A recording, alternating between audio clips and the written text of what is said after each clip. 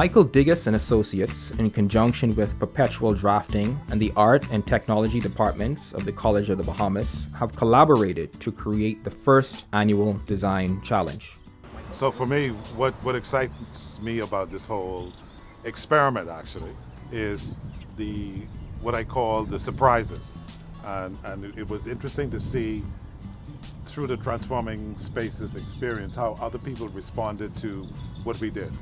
This is a collaboration of art and architecture students to work together to create a built form that will be constructed and displayed during Transforming Weekend, March 21st and 22nd. We were given the challenge of designing an artistic piece for the National Art Gallery Transforming Spaces. So we were given this 20-foot cube where we had to subtract space from it, and what we came up with this design. At first we wanted our entrance to be the main focal point to attract people. So you could see little cubes here. It's like a rhythm of cubes, and then you have the hierarchy. The National Art Gallery of the Bahamas graciously have allowed the use of their northwestern lawn space for the construction and display of the chosen piece. Sponsors met with students on February 3rd to explain the challenge that would consist of architectural students working in groups of 3 and 4 and taking direction from art students to create a space to display their artwork.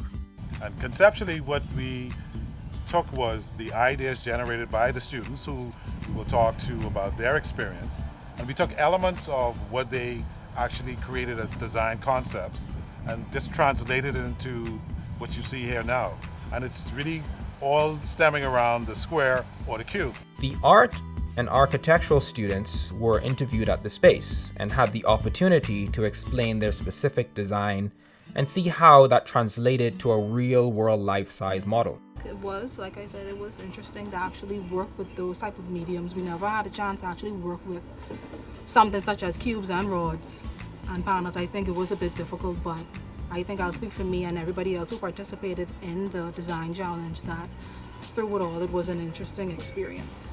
They came to the site, did a site analysis, and over a 4 to 6 week process, went through ideation, iteration, prototyping, built models.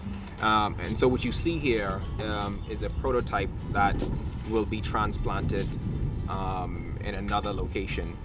We've been working with the cube, dissecting it, turning it, moving it, and letting it evolve into spaces. And this is a great opportunity for students to see their work built, to collaborate along with the artists, to have a program to work with, a setting, and how they can actually lend to the environment if their spaces are being used by the public. The architecture school at the college itself needs to be transformed, and as a result, as we move into becoming a university, we are looking to upgrade the program to a bachelor's program.